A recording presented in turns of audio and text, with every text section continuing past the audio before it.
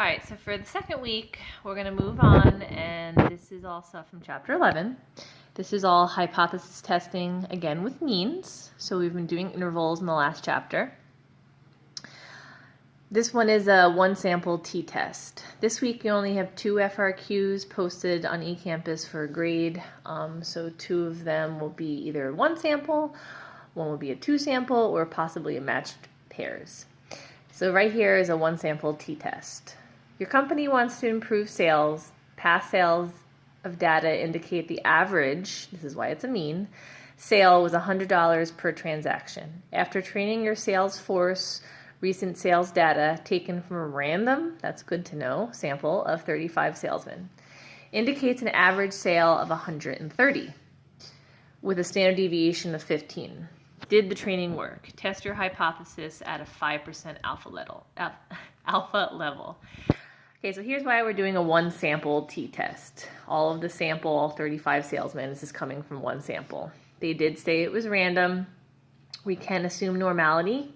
35 is in fact greater than or equal to 30. Now, if that number is not greater than 30, being with averages and how they gravitate towards the center, you can use the normal model. And that's also why, again, with averages, we can use the t. I mean, we're finding a t-score instead of a z-score, like proportions. Okay, so since all conditions have been met, again, we're going to have to set up our null and alternative hypothesis. I had to scratch out a number. I was looking at the wrong one.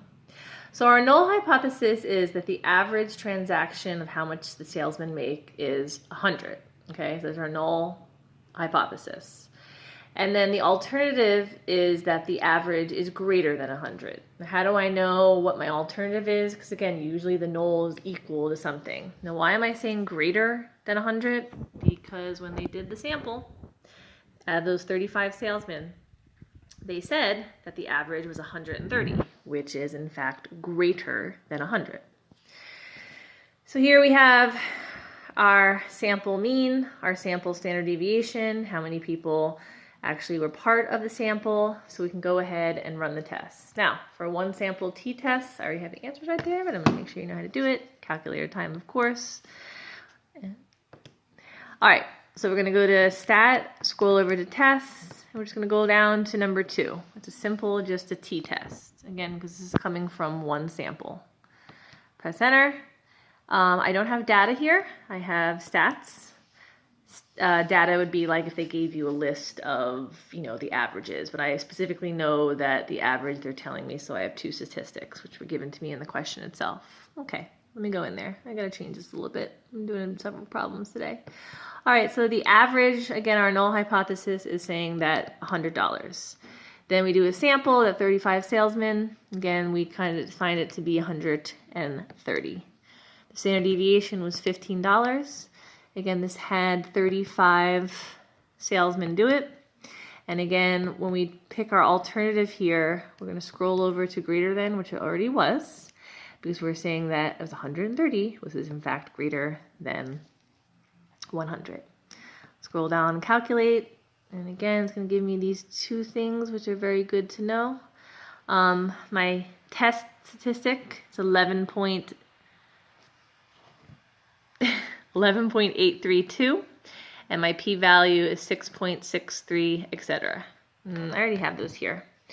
So again, here's my test statistic, which is something they may ask you. Just not that you're going to make your decision off that, but it's just so you identify what it is. Here's our p-value again. Now please pay attention to the whole p-value, because this one is 6.6390, and then, why do I have 2 E's? I have no idea. It says to the negative 14. What does that mean? Okay, so you're moving your decimal point, which at first glance you may say, oh, well, that's a high p-value. It's in fact not. You're moving that decimal point 14 times to the left, hence the negative.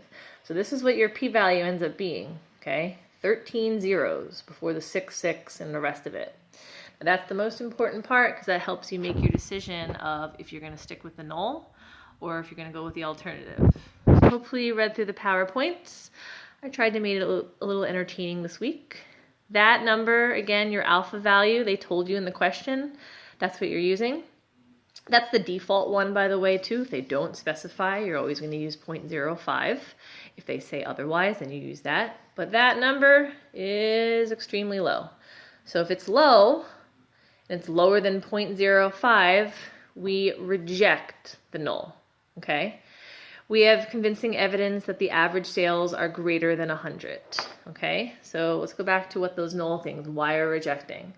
Since that number was so low, we're not going to stick with it. We have convincing evidence to literally switch over to here. So that's where our convincing evidence is. I don't know what the exact number is. I don't have like any plausible values right now, but I know that, again, the average sales has to be greater than 100. And it's just because, again, that p-value is so small. And there's a one sample t-test.